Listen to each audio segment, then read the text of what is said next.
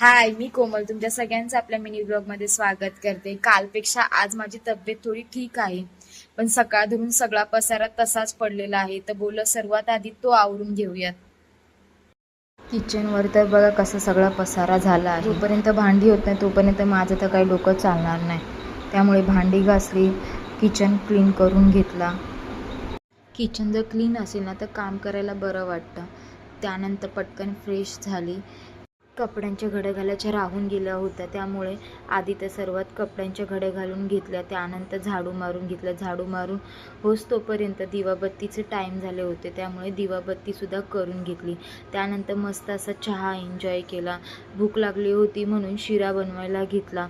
तसं पण आज मला जेवण बनवायचं नव्हतं, दीदीने ऑलरेडी जेवण आमचं बनवलं होतं. शिरा खाऊन घेतला. त्यानंतर आम्ही गेलो दीदीकडे जिजूच्या बड्डेच्या सेलिब्रेशनसाठी. सगळ्यांनी जिजूला औक्षण करून घेतले. त्यानंतर आम्ही सगळ्यांनी मस्त बड्डे सेलिब्रेट केला.